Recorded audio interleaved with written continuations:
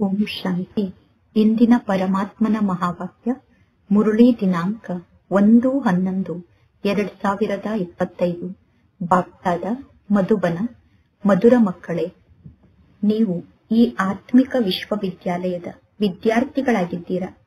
ಇಡೀ ವಿಶ್ವದಲ್ಲಿರುವ ಎಲ್ಲಾ ಆತ್ಮರಿಗೂ ತಂದೆಯ ಸಂದೇಶವನ್ನು ನೀಡುವುದೇ ನಿಮ್ಮ ಕೆಲಸ ಆಗಿದೆ. ಇಂದಿನ ಪ್ರಶ್ನೆಯಾಗಿದೆ, ಮಕ್ಕಳಾದ ನೀವು ಈಗ ಯಾವೊಂದು ಡಂಗುರವನ್ನು ಸಾರುತ್ತೀರಾ ಮತ್ತು ಯಾವ ಮಾತನ್ನು ಎಲ್ಲರಿಗೂ ತಿಳಿಸುತ್ತೀರಾ? ಉತ್ತರ, ನೀವೀಗ ಡಂಗುರವನ್ನು ಸಾರುತ್ತಿದ್ದೀರಾ. ಈಗ ಈ ಹೊಸ ದೈವಿ ರಾಜಧಾನಿ ಪುನಃ ಸ್ಥಾಪನೆ ಆಗುತ್ತಿದೆ. ಅನೇಕ ಧರ್ಮದ ವಿನಾಶ ಈಗ ಆಗಲೇಬೇಕು. ನೀವೀಗ ಎಲ್ಲರಿಗೂ ತಿಳಿಸುತ್ತೀರಾ. ನೀವೆಲ್ಲರೂ ನಿಶ್ಚಿಂತರಾಗಿ ಇರಿ. ಇದು ಅಂತಾರಾಷ್ಟ್ರೀಯ ಗೊಂದಲ ಆಗಿದೆ. ಅವಶ್ಯವಾಗಿ ಯುದ್ಧ ನಡೆಯಲೇಬೇಕು. ಯುದ್ಧದ ನಂತರ ದೈವಿ ರಾಜಧಾನಿ ಪುನಃ ಸ್ಥಾಪನೆ ಆಗುತ್ತದೆ. ಓಂ ಶಾಂತಿ. ಇದು ಆತ್ಮಿಕ ವಿಶ್ವವಿದ್ಯಾಲಯ ಆಗಿದೆ. ಇಡೀ ವಿಶ್ವದಲ್ಲಿ ಎಷ್ಟೆಲ್ಲಾ ಜನ ಆತ್ಮರಿದ್ದಾರೆ. ವಿಶ್ವವಿದ್ಯಾಲಯದಲ್ಲೇ ಆತ್ಮರು ಶಿಕ್ಷಣವನ್ನು ಕಲಿಯುತ್ತಾರೆ. ಯೂನಿವರ್ಸ್ ಅಂದರೆ ವಿಶ್ವ ಆಗಿದೆ. ಈಗ ಕಾಯ್ದೆಗನುಸಾರವಾಗಿ ವಿಶ್ವವಿದ್ಯಾಲಯ ಅನ್ನುವ ಶಬ್ದ ಮಕ್ಕಳಾದ ನಿಮ್ಮ ಶಬ್ದ ಆಗಿದೆ. ಇದು ಆತ್ಮಿಕ ವಿಶ್ವವಿದ್ಯಾಲಯ ಆಗಿದೆ. ಸ್ಥೂಲ ವಿಶ್ವವಿದ್ಯಾಲಯ ಇರುವುದಿಲ್ಲ, ಶಾರೀರಿಕ ವಿಶ್ವವಿದ್ಯಾಲಯ ಇರುವುದಿಲ್ಲ. ಇದೊಂದೇ ಪರಮಾತ್ಮ ತಂದೆಯ ವಿಶ್ವವಿದ್ಯಾಲಯ ಆಗಿದೆ. ಸರ್ವ ಆತ್ಮರಿಗೂ ಇಲ್ಲಿ ಜ್ಞಾನದ ಶಿಕ್ಷಣ ಪ್ರಾಪ್ತಿಯಾಗುತ್ತದೆ. ನಿಮ್ಮ ಈ ಸಂದೇಶ ಯಾವುದಾದರೂ ಪ್ರಕಾರದಿಂದ ಅವಶ್ಯವಾಗಿ ಎಲ್ಲರಿಗೂ ಹೋಗಿ ತಲುಪಬೇಕು. ಎಲ್ಲರಿಗೂ ಮೆಸೇಜ್ ಅನ್ನು ಕೊಡಬೇಕು ಮತ್ತು ಈ ಸಂದೇಶವನ್ನು ನೀಡುವುದು ಬಹಳ ಸಹಜ ಆಗಿದೆ. ಮಕ್ಕಳಿಗೆ ಗೊತ್ತಿದೆ, ಪರಮಾತ್ಮ ತಂದೆ ನಮಗೆ ಬೇಹದ್ದಿನ ತಂದೆ ಆಗಿದ್ದಾರೆ. ಆ ಪರಮಾತ್ಮ ತಂದೆಯನ್ನು ಎಲ್ಲರೂ ನೆನಪು ಮಾಡುತ್ತಾರೆ. ನಮ್ಮ ಬೇಹದ್ದಿನ ಪ್ರಿಯತಮ ಎಂದು ಪರಮಾತ್ಮ ತಂದೆಗೆ ಕರೆಯಬಹುದು. ಇನ್ನು ವಿಶ್ವದಲ್ಲಿ ಎಷ್ಟೆಲ್ಲಾ ಜನ ಜೀವಾತ್ಮರಿದ್ದಾರೋ ಅವರೆಲ್ಲರೂ ಕೂಡ ಪ್ರಿಯತಮ ಆದಂತಹ ಪರಮಾತ್ಮ ತಂದೆಯನ್ನು ಅವಶ್ಯವಾಗಿ ನೆನಪು ಮಾಡುತ್ತಾರೆ. ಈ ಜ್ಞಾನದ ಪಾಯಿಂಟ್ ಅನ್ನು ನೀವು ಚೆನ್ನಾಗಿ ಧಾರಣೆ ಮಾಡಿಕೊಳ್ಳಬೇಕು. ಯಾರು ಶುದ್ಧ ಬುದ್ಧಿಯುಳ್ಳವರಾಗಿದ್ದಾರೋ ಅವರು ಜ್ಞಾನವನ್ನು ಚೆನ್ನಾಗಿ ಧಾರಣೆ ಮಾಡಿಕೊಳ್ಳಲು ಸಾಧ್ಯ. ವಿಶ್ವದಲ್ಲಿ ಎಷ್ಟೆಲ್ಲಾ ಜನ ಆತ್ಮರಿದ್ದಾರೋ ಆ ಎಲ್ಲಾ ಆತ್ಮರಿಗೂ ತಂದೆ ಒಬ್ಬರೇ ಆಗಿದ್ದಾರೆ. ವಿಶ್ವವಿದ್ಯಾಲಯದಲ್ಲಿ ಮನುಷ್ಯರೇ ಶಿಕ್ಷಣವನ್ನು ಕಲಿಯುತ್ತಾರೆ. ಈಗ ಇಲ್ಲಿ ಮಕ್ಕಳಾದ ನಿಮಗೆ ಗೊತ್ತಿದೆ, ನಾವು 84 ಜನ್ಮವನ್ನು ಪಡೆದುಕೊಳ್ಳುತ್ತೇವೆ. 84 ಲಕ್ಷ ಜನ್ಮದ ಮಾತಂತೂ ಇಲ್ಲಿ ಇಲ್ಲ. ವಿಶ್ವದಲ್ಲಿ ಎಷ್ಟೆಲ್ಲಾ ಜನ ಆತ್ಮರಿದ್ದಾರೋ ಈ ಸಮಯದಲ್ಲಿ ಎಲ್ಲರೂ ಪತಿತರಾಗಿದ್ದಾರೆ. ಇದು ಚೀಚಿ ಜಗತ್ತಾಗಿದೆ, ದುಃಖಧಾಮ ಆಗಿದೆ. ನಮ್ಮನ್ನು ಸುಖಧಾಮಕ್ಕೆ ಕರೆದುಕೊಂಡು ಹೋಗುವಂತವರು ಒಬ್ಬ ತಂದೆ ಆಗಿದ್ದಾರೆ. ಆ ತಂದೆಗೆ ಮುಕ್ತಿದಾತ ಎಂದು ಕರೆಯಲಾಗುತ್ತದೆ. ಇಡೀ ವಿಶ್ವಕ್ಕೆ ಪರಮಾತ್ಮ ತಂದೆ ನಮ್ಮನ್ನು ಮಾಲೀಕರನ್ನಾಗಿ ಮಾಡುತ್ತಾರೆ. ಸಂಪೂರ್ಣ ಯೂನಿವರ್ಸ್ಗೆ ತಂದೆ ನಮ್ಮನ್ನು ಮಾಲೀಕರನ್ನಾಗಿ ಮಾಡುತ್ತಾರೆ. ನೀವೀಗ ಇಡೀ ವಿಶ್ವಕ್ಕೆ ಮಾಲೀಕರಾಗುತ್ತೀರಾ. ಪರಮಾತ್ಮ ತಂದೆ ಎಲ್ಲಾ ಮಕ್ಕಳಿಗೂ ಹೇಳುತ್ತಾರೆ, ನೀವೀಗ ಈ ಸಂದೇಶವನ್ನು ಎಲ್ಲರಿಗೂ ತಲುಪಿಸಬೇಕು. ಪರಮಾತ್ಮ ತಂದೆಯನ್ನು ಎಲ್ಲರೂ ನೆನಪು ಮಾಡುತ್ತಾರೆ. ಆ ಪರಮಾತ್ಮ ತಂದೆಗೆ ಮಾರ್ಗದರ್ಶಕ, ಮುಕ್ತಿದಾತ, ದಯಾಹೃದಯಿ ಎಂದು ಕರೆಯುತ್ತಾರೆ. ಜಗತ್ತಿನಲ್ಲಿ ಅನೇಕ ಭಾಷೆ ಇದೆ. ಎಲ್ಲಾ ಆತ್ಮರು ಆ ಒಬ್ಬ ತಂದೆಯನ್ನು ಕೂಗಿ ಕರೆಯುತ್ತಾರೆ. ಆ ಒಬ್ಬ ತಂದೆ ಇಡೀ ವಿಶ್ವಕ್ಕೂ ಟೀಚರ್ ಆಗಿದ್ದಾರೆ. ಪರಮಾತ್ಮ ತಂದೆ ತಂದೆ ಕೂಡ ಆಗಿದ್ದಾರೆ. ಆದರೆ ಪರಮಾತ್ಮ ತಂದೆ ಆತ್ಮರಾದ ನಮಗೆ ಟೀಚರ್ ಆಗಿದ್ದಾರೆ, ಗುರು ಆಗಿದ್ದಾರೆ ಅನ್ನುವುದು ಯಾರಿಗೂ ಗೊತ್ತಿಲ್ಲ. ಪರಮಾತ್ಮ ತಂದೆ ಎಲ್ಲರಿಗೂ ಮಾರ್ಗವನ್ನು ತೋರಿಸುತ್ತಾರೆ. ಆ ಬೇಹದ್ದಿನ ಮಾರ್ಗದರ್ಶಕನ ಬಗ್ಗೆ ಕೇವಲ ಮಕ್ಕಳಾದ ನಿಮಗೆ ಗೊತ್ತಿದೆ. ಬ್ರಾಹ್ಮಣರಾದ ನಿಮ್ಮನ್ನು ಬಿಟ್ಟು ಬೇರೆ ಯಾರಿಗೂ ತಂದೆಯ ಬಗ್ಗೆ ಗೊತ್ತಿಲ್ಲ. ಆತ್ಮರಾದ ನೀವೇ ಆತ್ಮ ಅಂದರೆ ಏನು ಅನ್ನುವುದನ್ನು ಅರ್ಥ ಮಾಡಿಕೊಂಡಿದ್ದೀರಾ. ಜಗತ್ತಿನಲ್ಲಿ ಒಬ್ಬ ಮನುಷ್ಯರಿಗೂ ಕೂಡ ಆತ್ಮ ಅಂದರೆ ಏನು ಅನ್ನುವುದು ಗೊತ್ತಿಲ್ಲ. ವಿಶೇಷವಾಗಿ ಭಾರತದ ನಿವಾಸಿಗಳಿಗೆ ಆತ್ಮದ ಬಗ್ಗೆ ಗೊತ್ತಿಲ್ಲ. ಬಲೆ ಎಲ್ಲರೂ ಹೇಳುತ್ತಾರೆ, ಆತ್ಮ ಭೃಕುಟಿಯ ಮಧ್ಯದಲ್ಲಿ ಹೊಳೆಯುವಂತಹ ನಕ್ಷತ್ರ ಆಗಿದೆ ಎಂದು. ಆದರೆ ಆತ್ಮದ ಬಗ್ಗೆ ಸ್ವಲ್ಪ ಕೂಡ ಗೊತ್ತಿಲ್ಲ. ಈಗ ನಿಮಗೆ ಆತ್ಮ ಅವಿನಾಶಿಯಾಗಿದೆ ಅನ್ನುವುದು ಗೊತ್ತಿದೆ. ಆತ್ಮ ಎಂದೂ ಕೂಡ ಸೈಜ್ನಲ್ಲಿ ದೊಡ್ಡದು ಅಥವಾ ಸಣ್ಣದು ಆಗುವುದಿಲ್ಲ. ಹೇಗೆ ನಿಮ್ಮ ಆತ್ಮ ಬಿಂದು ಆಗಿದೆಯೋ ಅದೇ ರೀತಿ ಪರಮಾತ್ಮ ತಂದೆ ಕೂಡ ಬಿಂದು ರೂಪದಲ್ಲಿ ಇದ್ದಾರೆ. ಪರಮಾತ್ಮ ತಂದೆ ಸೈಜ್ನಲ್ಲಿ ದೊಡ್ಡವರು ಸಣ್ಣವರು ಆಗುವುದಿಲ್ಲ. ಪರಮಾತ್ಮ ತಂದೆ ಕೂಡ ಆತ್ಮ ಆಗಿದ್ದಾರೆ. ಆದರೆ ಅವರು ಪರಮಾತ್ಮ ಆಗಿದ್ದಾರೆ. ಪರಮಾತ್ಮ ತಂದೆ ಸರ್ವಶ್ರೇಷ್ಠ ಆಗಿದ್ದಾರೆ. ಅವಶ್ಯವಾಗಿ ಎಲ್ಲಾ ಆತ್ಮರು ಪರಮಧಾಮದ ನಿವಾಸಿಗಳಾಗಿದ್ದಾರೆ. ಎಲ್ಲಾ ಆತ್ಮರು ಪಾತ್ರವನ್ನು ಅಭಿನಯ ಮಾಡುವುದಕ್ಕೋಸ್ಕರ ಈ ಸೃಷ್ಟಿಗೆ ಬರುತ್ತಾರೆ. ಪುನಃ ತಮ್ಮ ಪರಮಧಾಮಕ್ಕೆ ಹೋಗಲು ಎಲ್ಲರೂ ಪ್ರಯತ್ನವನ್ನು ಪಡುತ್ತಾರೆ. ಪರಂಪಿತಾ ಪರಮಾತ್ಮ ತಂದೆಯನ್ನು ಎಲ್ಲರೂ ನೆನಪು ಮಾಡುತ್ತಾರೆ. ಏಕೆಂದರೆ ಎಲ್ಲರನ್ನೂ ಪರಮಾತ್ಮ ತಂದೆ ಮುಕ್ತಿಧಾಮಕ್ಕೆ ಕಳಿಸಿದ್ದರು. ಪರಮಾತ್ಮ ತಂದೆಯ ಮೂಲಕ ಮುಕ್ತಿ ಸಿಗುವ ಕಾರಣ ಎಲ್ಲರೂ ತಂದೆಯನ್ನು ನೆನಪು ಮಾಡುತ್ತಾರೆ. ಆತ್ಮವೇ ತಮೋ ಪ್ರಧಾನ ಆಗಿದೆ. ಆತ್ಮ ಏಕೆ ತಂದೆಯನ್ನು ನೆನಪು ಮಾಡುತ್ತದೆ, ಆತ್ಮ ಏಕೆ ತಂದೆಯನ್ನು ನೆನಪು ಮಾಡುತ್ತದೆ ಅನ್ನುವುದೂ ಕೂಡ ಯಾರಿಗೂ ಗೊತ್ತಿಲ್ಲ. ಹೇಗೆ ಮಕ್ಕಳು ಹೇಳುತ್ತಾರೆ ಬಾಬಾ ಎಂದು, ಸಣ್ಣ ಮಕ್ಕಳು ಅಪ್ಪ ಅಥವಾ ಬಾಬಾ ಎಂದು ಹೇಳುತ್ತಾರೆ. ಆದರೆ ತಮ್ಮ ತಂದೆಯ ಬಗ್ಗೆ ಆ ಮಕ್ಕಳಿಗೆ ಸ್ವಲ್ಪ ಕೂಡ ಗೊತ್ತಿರುವುದಿಲ್ಲ. ಇಲ್ಲಿ ನೀವೂ ಕೂಡ ಬಾಬಾ ಮಮ್ಮ ಎಂದು ಹೇಳುತ್ತೀರಾ, ಆದರೆ ನಿಮಗೂ ಕೂಡ ಏನೂ ಗೊತ್ತಿಲ್ಲ. ಭಾರತದಲ್ಲಿ ಒಂದೇ ರಾಷ್ಟ್ರೀಯತೆ ಇತ್ತು. ಆ ರಾಷ್ಟ್ರೀಯತೆಗೆ ದೈವಿ ರಾಷ್ಟ್ರೀಯತೆ ಎಂದು ಕರೆಯಲಾಗುತ್ತಿತ್ತು. ನಂತರ ಅನ್ಯ ಧರ್ಮದವರು ಭಾರತಕ್ಕೆ ಬಂದು ಸೇರಿಕೊಂಡರು. ಈಗ ಎಷ್ಟೊಂದು ಧರ್ಮಗಳು ಜಾಸ್ತಿಯಾಗಿದೆ. ಆದ್ದರಿಂದ ಇಲ್ಲಿ ಎಷ್ಟೊಂದು ಜಗಳಗಳು ನಡೆಯುತ್ತಿರುತ್ತದೆ. ಎಲ್ಲಾ ಸ್ಥಾನಕ್ಕೂ ಅನ್ಯ ಧರ್ಮದವರು ನುಗ್ಗಿ ಬಿಡುತ್ತಾರೆ. ನಂತರ ಅವರನ್ನು ತಮ್ಮ ದೇಶದಿಂದ ಹೊರಗಡೆ ಹಾಕಲು ಎಷ್ಟೊಂದು ಪ್ರಯತ್ನವನ್ನು ಪಡುತ್ತಿರುತ್ತಾರೆ. ಈ ಕಾರಣದಿಂದ ಬಹಳಷ್ಟು ಜಗಳಗಳು ನಡೆದು ಹೋಗಿವೆ. ಜಗತ್ತಿನಲ್ಲಿ ಅಂಧಕಾರ ಬಹಳಷ್ಟು ಜಾಸ್ತಿಯಾಗಿದೆ. ಎಲ್ಲಾ ಮಾತಿನಲ್ಲೂ ಒಂದು ಲಿಮಿಟ್ ಅಂತೂ ಇರಲೇಬೇಕು ತಾನೆ. ಪಾತ್ರಧಾರಿಗಳಲ್ಲೂ ಕೂಡ ಲಿಮಿಟ್ ಇರುತ್ತದೆ. ಇದು ಮಾಡಲ್ಪಟ್ಟಂತಹ ಆಟ ಆಗಿದೆ.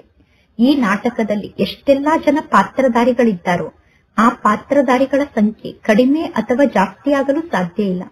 ಯಾವಾಗ ಎಲ್ಲಾ ಪಾತ್ರಧಾರಿಗಳು ಸ್ಟೇಜ್ನ ಮೇಲೆ ಬರುತ್ತಾರೋ ಆಗ ಎಲ್ಲರೂ ವಾಪಸ್ ಮನೆಗೆ ಹೋಗಬೇಕಾಗುತ್ತದೆ. ಇನ್ನು ಪರಮಧಾಮದಲ್ಲಿ ಎಷ್ಟೆಲ್ಲಾ ಪಾತ್ರಧಾರಿಗಳು ಉಳಿದುಕೊಂಡಿದ್ದಾರೋ ಅವರು ಪುನಃ ಈ ಸೃಷ್ಟಿಗೆ ಬರುತ್ತಿರುತ್ತಾರೆ.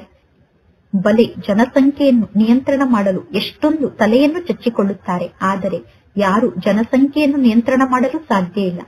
ನೀವೀಗ ಹೇಳಬೇಕು, ಬ್ರಹ್ಮ ಕುಮಾರ್ ಕುಮಾರಿಯರಾದ ನಾವು ಈಗ ಜನಸಂಖ್ಯೆಯನ್ನು ಹೇಗೆ ನಿಯಂತ್ರಣ ಮಾಡುತ್ತೇವೆ ಅಂದರೆ, ನಂತರ ಇಡೀ ಸೃಷ್ಟಿಯಲ್ಲಿ ಕೇವಲ 9 ಲಕ್ಷ ಜನ ಮಾತ್ರ ಇರುತ್ತಾರೆ. ನಂತರ ಸಂಪೂರ್ಣ ಜನಸಂಖ್ಯೆಯೇ ಕಡಿಮೆ ಆಗಿ ಬಿಡುತ್ತದೆ. ನಾವೀಗ ನಿಮಗೆ ಸತ್ಯವನ್ನು ತಿಳಿಸುತ್ತಿದ್ದೇವೆ. ಈಗ ಪುನಃ ಸತ್ಯುಗವನ್ನು ನಾವು ಸ್ಥಾಪನೆ ಮಾಡುತ್ತಿದ್ದೇವೆ. ಹೊಸ ಜಗತ್ತು ಸಣ್ಣದಾಗಿರುತ್ತದೆ. ಹೊಸ ವೃಕ್ಷ ಅವಶ್ಯವಾಗಿ ಸಣ್ಣದಾಗಿರುತ್ತದೆ. ಈ ಕಲಿಯುಗದಲ್ಲಿ ನಾವು ಜನಸಂಖ್ಯೆಯನ್ನು ನಿಯಂತ್ರಣ ಮಾಡಲು ಸಾಧ್ಯ ಇಲ್ಲ.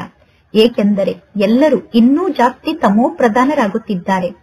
ಆತ್ಮರ ಸಂಖ್ಯೆ ಇನ್ನೂ ಜಾಸ್ತಿ ವೃದ್ಧಿಯಾಗುತ್ತಾ ಹೋಗುತ್ತದೆ. ಪಾತ್ರಧಾರಿಗಳು ಯಾರೆಲ್ಲ ಪರಮಧಾಮದಲ್ಲಿ ಇದ್ದಾರೋ ಆ ಪಾತ್ರಧಾರಿಗಳು ಈ ಸೃಷ್ಟಿಗೆ ಬರುತ್ತಿದ್ದಾರೆ. ಅವರೆಲ್ಲರೂ ಈ ಸೃಷ್ಟಿಗೆ ಬಂದು ಇಲ್ಲಿ ಶರೀರವನ್ನು ಧಾರಣೆ ಮಾಡಿಕೊಳ್ಳುತ್ತಾರೆ. ಈ ಮಾತನ್ನು ಜಗತ್ತಿನಲ್ಲಿ ಬೇರೆ ಯಾರೂ ತಿಳಿದುಕೊಂಡಿಲ್ಲ. ಯಾರ ಬುದ್ಧಿ ವಿಶಾಲ ಬುದ್ಧಿಯಾಗಿದೆಯೋ ಅವರು ತಿಳಿದುಕೊಂಡಿದ್ದಾರೆ. ರಾಜ್ಯಧಾನಿಯಲ್ಲಿ ಎಲ್ಲಾ ಪ್ರಕಾರದ ಪಾತ್ರಧಾರಿಗಳು ಕೂಡ ಇರುತ್ತಾರೆ. ಸತ್ಯುಗದಲ್ಲಿ ಯಾವ ರಾಜ್ಯಧಾನಿ ಇತ್ತು ಆ ರಾಜ್ಯಧಾನಿ ಈಗ ಪುನಃ ಸ್ಥಾಪನೆ ಆಗುತ್ತಿದೆ.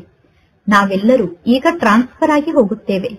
ನೀವೀಗ ತಮೋ ಪ್ರಧಾನರಿಂದ ಸತೋ ಪ್ರಧಾನ ಕ್ಲಾಸ್ಗೆ ಟ್ರಾನ್ಸ್ಫರ್ ಆಗುತ್ತೀರಾ. ಹಳೆಯ ಜಗತ್ತಿನಿಂದ ನೀವು ಹೊಸ ಜಗತ್ತಿಗೆ ಹೋಗುತ್ತೀರಾ. ನೀವು ಕಲಿಯುತ್ತಿರುವಂತಹ ಈ ಶಿಕ್ಷಣ ಈ ಜಗತ್ತಿಗೋಸ್ಕರ ಅಲ್ಲ. ಇಂತಹ ವಿಶ್ವವಿದ್ಯಾಲಯ ಜಗತ್ತಿನಲ್ಲಿ ಬೇರೆ ಎಲ್ಲೂ ಇರಲು ಸಾಧ್ಯ ಇಲ್ಲ.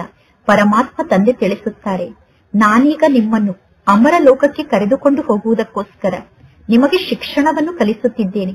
ನಿಮಗೆ ಅಮರ ಲೋಕಕ್ಕೋಸ್ಕರ ನಾನು ಶಿಕ್ಷಣವನ್ನು ಕಲಿಸುತ್ತಿದ್ದೇನೆ ಎಂದು ತಂದೆ ತಿಳಿಸುತ್ತಾರೆ. ಈಗ ಈ ಮೃತ್ಯುಲೋಕ ಸಮಾಪ್ತಿಯಾಗಲೇಬೇಕು. ಸತ್ಯಯುಗದಲ್ಲಿ ಈ ಲಕ್ಷ್ಮೀ ನಾರಾಯಣರ ರಾಜ್ಯ ಇತ್ತು. ಈ ರಾಜ್ಯ ಹೇಗೆ ಸ್ಥಾಪನೆ ಆಯಿತು ಅನ್ನುವುದು ಯಾರಿಗೂ ಗೊತ್ತಿಲ್ಲ.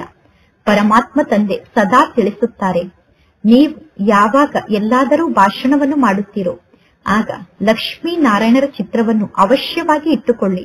ಈ ಚಿತ್ರದಲ್ಲಿ ಅವಶ್ಯವಾಗಿ ಡೇಟ್ ಕೂಡ ಬರೆದಿರಬೇಕು. ನೀವೀಗ ತಿಳಿಸಬಹುದು, ಹೊಸ ವಿಶ್ವದ ಆದಿಯಿಂದ 1250 ವರ್ಷದವರೆಗೂ ಈ ಲಕ್ಷ್ಮೀ ನಾರಾಯಣರ ಮನೆತನದವರ ರಾಜ್ಯ ಇತ್ತು. ಹೇಗೆ ಎಲ್ಲರೂ ಹೇಳುತ್ತಾರೆ ತಾನೆ, ಕ್ರಿಶ್ಚಿಯನ್ ಮನೆತನದವರ ರಾಜ್ಯ ಇತ್ತು ಎಂದು. ಒಬ್ಬರ ಹಿಂದೆ ಇನ್ನೊಬ್ಬರು ಪರಮಧಾಮದಿಂದ ಬರುತ್ತಿರುತ್ತಾರೆ. ಒಂದು ಧರ್ಮದವರು ಬಂದ ನಂತರ ಆ ಧರ್ಮದ ಆತ್ಮರು ಅವರ ಹಿಂದೆ ಪರಮಧಾಮದಿಂದ ಈ ಸೃಷ್ಟಿಗೆ ಬರುತ್ತಾರೆ.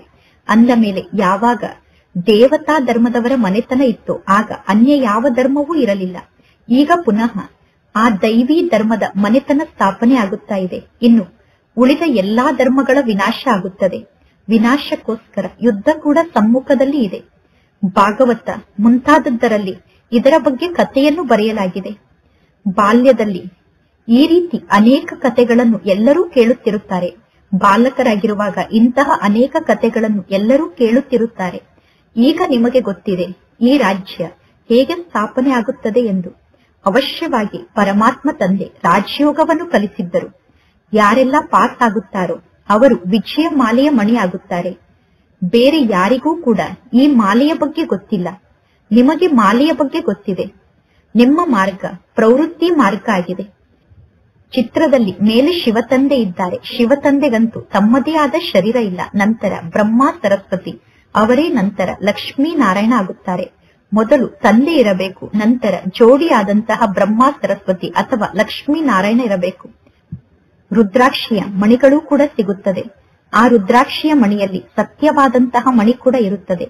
ಯಾವುದು ಎಷ್ಟು ಸಣ್ಣ ಮಣಿಯಾಗಿರುತ್ತದೆಯೋ ಅಷ್ಟು ಆ ರುದ್ರಾಕ್ಷಿಯ ಮಣಿಗೆ ಬೆಲೆ ಜಾಸ್ತಿ ಇರುತ್ತದೆ. ಈಗ ನೀವು ಈ ಎಲ್ಲಾ ಮಾತನ್ನು ಅರ್ಥ ಮಾಡಿಕೊಂಡಿದ್ದೀರಾ. ಈ ವಿಷ್ಣುವಿನ ವಿಜಯ ಮಾಲೆ ಈಗ ತಯಾರಾಗುತ್ತದೆ ಅಥವಾ ರುಂಡಮಾಲೆ ಈಗ ತಯಾರಾಗುತ್ತದೆ. ಜಗತ್ತಿನ ಜನ ಕೇವಲ ಮಾಲೆಯನ್ನು ಜಪ ಮಾಡುತ್ತಾ ರಾಮ ರಾಮ ಎಂದು ಹೇಳುತ್ತಿರುತ್ತಾರೆ. ಆದರೆ ಜಗತ್ತಿನ ಜನ ಯಾವ ಮಾತಿನ ಅರ್ಥವನ್ನೂ ತಿಳಿದುಕೊಂಡಿಲ್ಲ. ಕೇವಲ ಮಾಲೆಯ ಜಪವನ್ನು ಮಾಡುತ್ತಿರುತ್ತಾರೆ. ಇಲ್ಲಿ ಪರಮಾತ್ಮ ತಂದೆ ತಿಳಿಸುತ್ತಾರೆ, ತಂದೆಯಾದ ನನ್ನನ್ನು ನೀವು ನೆನಪು ಮಾಡಿ. ಇದು ಅಜಪ ಜಪ ಆಗಿದೆ.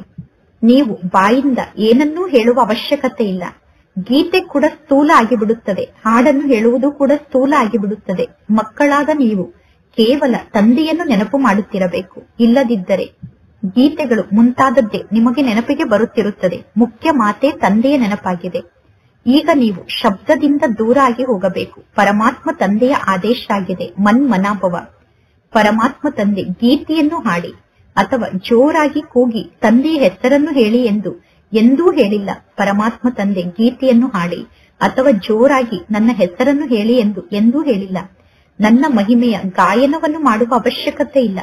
ಈಗ ನಿಮಗೆ ಗೊತ್ತಿದೆ, ಪರಮಾತ್ಮ ತಂದೆ ಜ್ಞಾನದ ಸಾಗರ, ಸುಖದ ಸಾಗರ, ಶಾಂತಿಯ ಸಾಗರ ಆಗಿದ್ದಾರೆ. ಆ ತಂದೆಯ ಬಗ್ಗೆ ಮನುಷ್ಯರಿಗೆ ಗೊತ್ತಿಲ್ಲ. ಕೇವಲ ತಂದೆಗೆ ಅನೇಕ ಹೆಸರನ್ನು ಜನ ಇಟ್ಟಿದ್ದಾರೆ. ಆದರೆ ತಂದೆಯ ಮಹಿಮೆಯ ಅರ್ಥ ಜನರಿಗೆ ಗೊತ್ತಿಲ್ಲ. ನಿಮ್ಮನ್ನು ಬಿಟ್ಟು ಬೇರೆ ಯಾರಿಗೂ ತಂದೆಯ ಬಗ್ಗೆ ಗೊತ್ತಿಲ್ಲ. ಪರಮಾತ್ಮ ತಂದೆ ಬಂದು ತಮ್ಮ ನಾಮ ಮತ್ತು ರೂಪದ ಬಗ್ಗೆ ತಿಳಿಸುತ್ತಾರೆ. ನಾನು ಹೇಗಿದ್ದೇನೆ, ಆತ್ಮರಾದ ನೀವು ಹೇಗಿದ್ದೀರಾ ಅನ್ನುವುದನ್ನು ತಂದೆ ತಿಳಿಸುತ್ತಾರೆ. ನೀವೀಗ ಪಾತ್ರವನ್ನು ಅಭಿನಯ ಮಾಡುವುದಕ್ಕೋಸ್ಕರ ಬಹಳಷ್ಟು ಪರಿಶ್ರಮವನ್ನು ಪಡುತ್ತೀರಾ. ಅರ್ಧ ಕಲ್ಪ ನೀವು ಭಕ್ತಿಯನ್ನು ಮಾಡಿದ್ದೀರಾ. ನಾನು ನಿಮ್ಮಂತೆ ಪಾತ್ರವನ್ನು ಅಭಿನಯ ಮಾಡಲು ಬರುವುದಿಲ್ಲ. ನಾನು ಸುಖ ದುಃಖದಿಂದ ಭಿನ್ನ ಆಗಿದ್ದೇನೆ. ನೀವು ದುಃಖವನ್ನು ಅಭಿನಯ ಮಾಡುತ್ತೀರಾ. ನಂತರ ನೀವೇ ಸುಖವನ್ನು ಸತ್ಯುಗದಲ್ಲಿ ಅಭಿನಯ ಮಾಡುತ್ತೀರಾ. ನಿಮ್ಮ ಪಾತ್ರ ನನ್ನ ಪಾತ್ರಕ್ಕಿಂತ ಶ್ರೇಷ್ಠ ಆಗಿದೆ ಎಂದು ತಂದೆ ಹೇಳುತ್ತಾರೆ.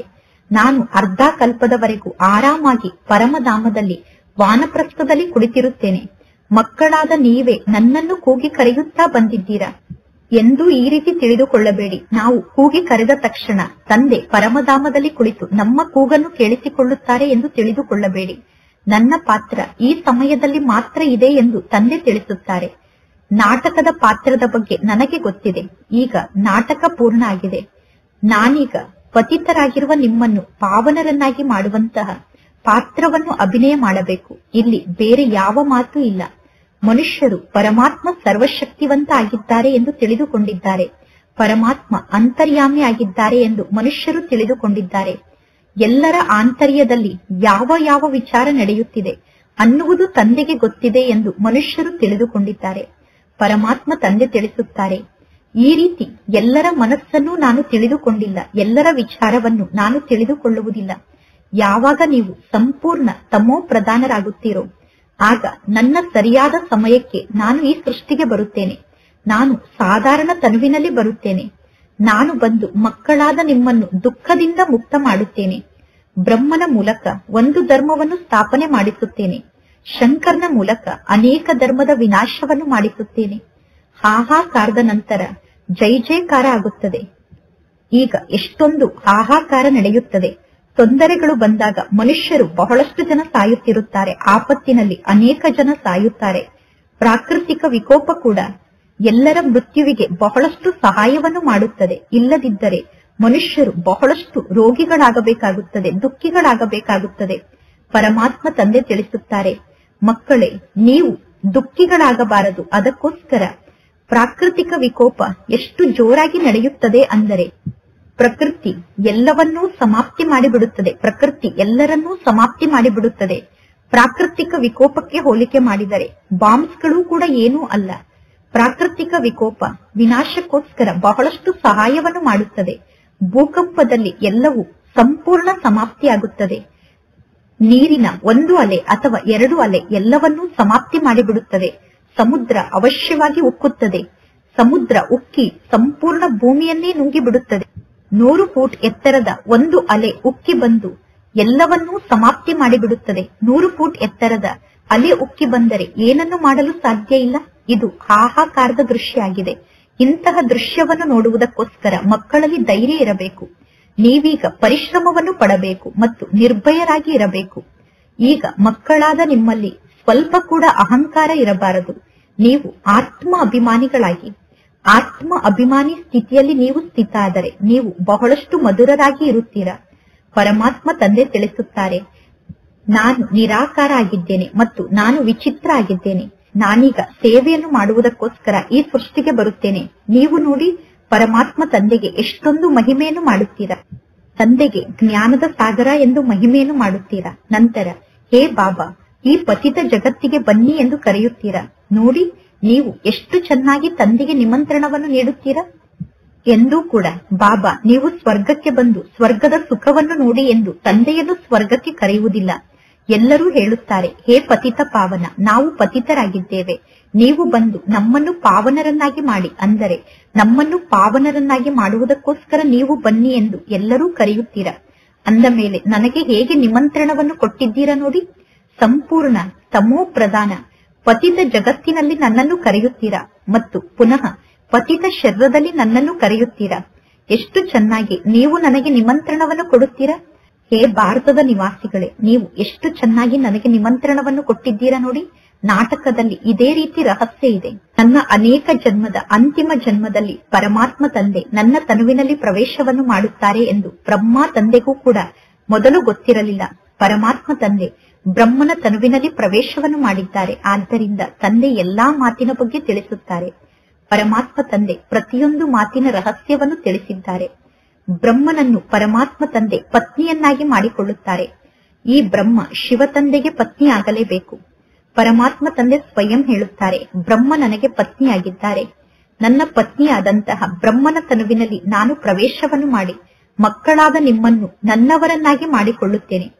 ಈ ಬ್ರಹ್ಮ ಸತ್ಯವಾಗಿಯೂ ನಿಮಗೆ ದೊಡ್ಡ ತಾಯಿಯಾಗಿದ್ದಾರೆ ಮತ್ತು ಮಮ್ಮ ನಿಮಗೆ ದತ್ತು ತಾಯಿಯಾಗಿದ್ದಾರೆ.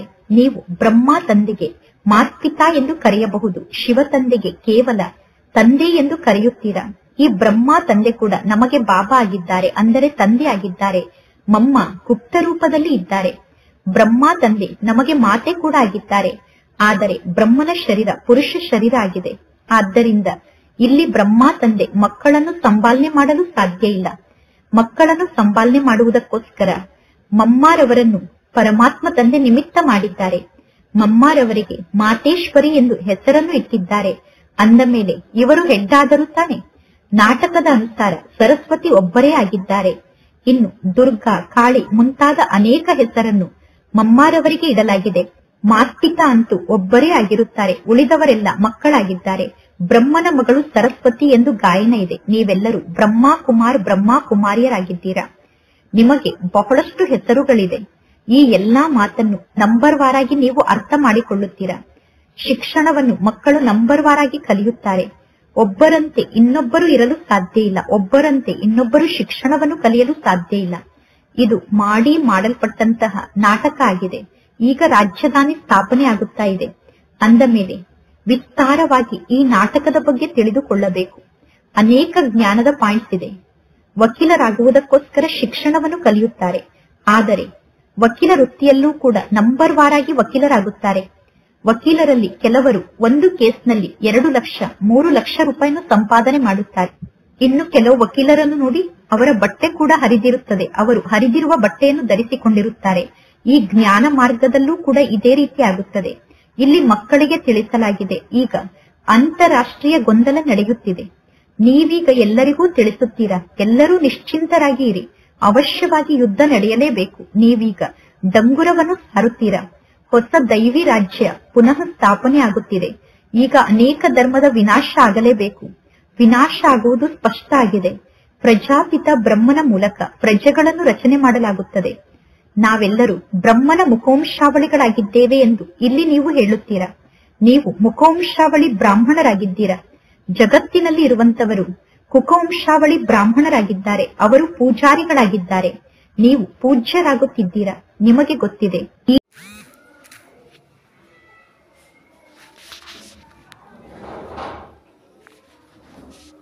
ನಿಮಗೆ ಬೆಳಕಿನ ಕಿರೀಟ ಪ್ರಾಪ್ತಿಯಾಗುತ್ತದೆ. ಈ ಶರೀರದಲ್ಲಿ ಇರುವಾಗ ನಿಮಗೆ ಬೆಳಕಿನ ಕಿರೀಟವನ್ನು ನೀಡಲು ಸಾಧ್ಯ ಇಲ್ಲ. ಏಕೆಂದರೆ ಈ ಶರೀರಕ್ಕೆ ಬೆಳಕಿನ ಕಿರೀಟವನ್ನು ನೀಡಿದರೆ ಅದು ಶೋಭಿಸುವುದಿಲ್ಲ. ಈ ಸಮಯದಲ್ಲಿ ನೀವು ಗಾಯನಕ್ಕೆ ಯೋಗ್ಯರಾಗಿದ್ದೀರಾ.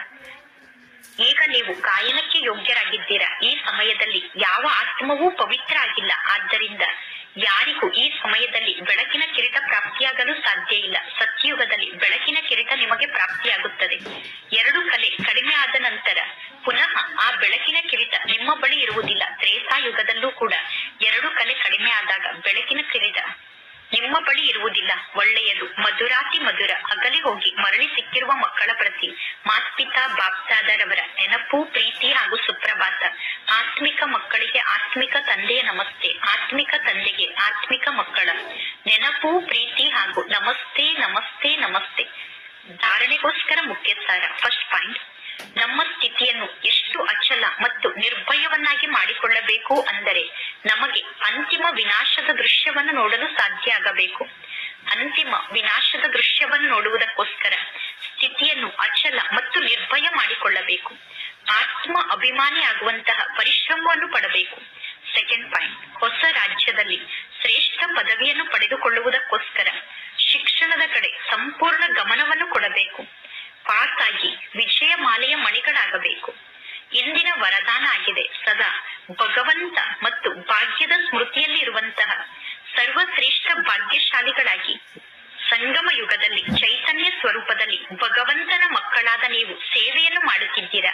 ಭಕ್ತಿ ಮಾರ್ಗದಲ್ಲಿ ಎಲ್ಲರೂ ಭಗವಂತ ತಂದೆಯ ಸೇವೆಯನ್ನು ಮಾಡುತ್ತಾರೆ. ಆದರೆ ಚೈತನ್ಯ ಠಾಕೂರ್ಗಳಾದ ನಿಮ್ಮ ಸೇವೆಯನ್ನು ಸ್ವಯಂ ಭಗವಂತ ತಂದೆ ಮಾಡುತ್ತಾರೆ. ಅಂದರೆ ಚೈತನ್ಯದಲ್ಲಿ ರಾಜಕುಮಾರರು ಅಥವಾ ಶ್ರೀಕೃಷ್ಣ ಆದಂತಹ ನಿಮ್ಮ ಸೇವೆಯನ್ನು ಸ್ವಯಂ ಭಗವಂತ ತಂದೆ ಮಾಡುತ್ತಾರೆ. ಅಮೃತ ವೇಳೆಯ ಸಮಯದಲ್ಲಿ ಪರಮಾತ್ಮ ತಂದೆ ನಿಮ್ಮನ್ನು ಎಬ್ಬಿಸುತ್ತಾರೆ. ನಿಮಗೆ ಭೋಗವನ್ನು ಸ್ವೀಕಾರ ಮಾಡಿಸುತ್ತಾರೆ. ನಿಮ್ಮನ್ನು ಮಲಗಿಸುತ್ತಾರೆ. ರೆಕಾರ್ಡ್ ಅನ್ನು ಹಾಕಿ ಮಲಗಿಸುತ್ತಾರೆ ಮತ್ತು ರೆಕಾರ್ಡ್ ಮೂಲಕ ನಿಮ್ಮನ್ನು ಎಬ್ಬಿಸುತ್ತಾರೆ. ಅಂದ ಮೇಲೆ ಇಂತಹ ಮುದ್ದಿನ ಬ್ರಾಹ್ಮಣ ಆತ್ಮ ನಾನು ಅಥವಾ ಸರ್ವಶ್ರೇಷ್ಠ ಭಾಗ್ಯಶಾಲಿ ಬ್ರಾಹ್ಮಣ ಆತ್ಮ ನಾನು ಅನ್ನುವ ಭಾಗ್ಯದ ಖುಷಿಯ ಉಯ್ಯಾಲೆಯಲ್ಲಿ ಸದಾ ಆಟವನ್ನು ಆಡುತ್ತಾ ಇರಿ. ಕೇವಲ ಪರಮಾತ್ಮ ತಂದೆಗೆ ಮುದ್ದಿನ ಮಕ್ಕಳಾಗಿ, ಮಾಯೆಗೆ ಮುದ್ದಿನ ಮಕ್ಕಳಾಗಬೇಡಿ. ಯಾರು ಮಾಯೆಗೆ ಮುದ್ದಿನ ಮಕ್ಕಳಾಗುತ್ತಾರೋ ಅವರು ಬಹಳಷ್ಟು ಹುಡುಗಾಟಿಕೆಯನ್ನು ಮಾಡುತ್ತಾರೆ, ಅಂದರೆ ಚಂಚಲತೆಯನ್ನು ತೋರಿಸುತ್ತಾರೆ. ಇಂದಿನ ಸ್ಲೋಗನ್ ಆಗಿದೆ, ತಮ್ಮ ಹರ್ಷಿತ ಚೆಹರೆಯ ಮೂಲಕ ಸರ್ವ ಪ್ರಾಪ್ತಿಯ ಅನುಭವವನ್ನು ಮಾಡಿಸುವುದೇ ಸತ್ಯ ಸೇವೆ ಆಗಿದೆ. ಇಂದಿನ ಅವ್ಯಕ್ತ ಸೂಚನೆ ಆಗಿದೆ, ಅಶರೀರಿ ಅಥವಾ ವಿಧೇಹಿ ಸ್ಥಿತಿಯ ಅಭ್ಯಾಸವನ್ನು ವೃದ್ಧಿ ಮಾಡಿಕೊಳ್ಳಿ. ಅಶರೀರಿ ಆಗುವುದು ಅಂದರೆ ಶಬ್ದದಿಂದ ದೂರ ಆಗುವುದು. ಶರೀರದಲ್ಲಿ ಇದ್ದಾಗ ಶಬ್ದವನ್ನು ಮಾಡುತ್ತೀರಾ, ಶರೀರದಿಂದ ದೂರ ಆಗಿಬಿಡಿ, ಆಗ ಶಾಂತಿಯ ಸ್ಥಿತಿಯಲ್ಲಿ ಇರುತ್ತೀರಾ. 1 ಸೆಕೆಂಡ್ ನಲ್ಲಿ ಸೇವೆಯ ಸಂಕಲ್ಪದಲ್ಲಿ ತತ್ಪರಾಗಬೇಕು. ಸೆಕೆಂಡ್ ನಲ್ಲಿ ಸೇವೆಯ ಸಂಕಲ್ಪವನ್ನು ಮಾಡಬೇಕು ಮತ್ತು 1 ಸೆಕೆಂಡ್ ನಲ್ಲಿ ಸಂಕಲ್ಪದಿಂದ ದೂರ ಆದಂತಹ ಸ್ವರೂಪದಲ್ಲಿ ಸ್ಥಿತ ಆಗಿ ಬಿಡಬೇಕು. ಕಾರ್ಯವನ್ನು ಮಾಡುವುದಕ್ಕೋಸ್ಕರ ಶರೀರದ ಅಭಿಮಾನದಲ್ಲಿ ಬರಬೇಕು ಮತ್ತು ಸೆಕೆಂಡ್ ನಲ್ಲಿ ಅಶರೀರಿ ಆಗಿ ಬಿಡಬೇಕು. ಯಾವಾಗ ಇಂತಹ ಡ್ರಿಲ್ ಪಕ್ಕಾ ಆಗುತ್ತದೆಯೋ ಆಗ ಎಲ್ಲಾ ಪರಿಸ್ಥಿತಿಯನ್ನು ಎದುರಿಸಲು ನಿಮಗೆ ಸಾಧ್ಯ ಆಗುತ್ತದೆ. ಯಾವಾಗ ಇಂತಹ ಡ್ರಿಲ್ ಅನ್ನು ಮಾಡುವುದನ್ನು ಪಕ್ಕಾ ಮಾಡಿಕೊಳ್ಳುತ್ತೀರೋ ಆಗ ಎಲ್ಲಾ ಪರಿಸ್ಥಿತಿಯನ್ನು ಎದುರಿಸುವುದು ನಿಮಗೆ ಸಹಜ ಆಗುತ್ತದೆ. ಒಳ್ಳೆಯದು. ಓಂ ಶಾಂತಿ.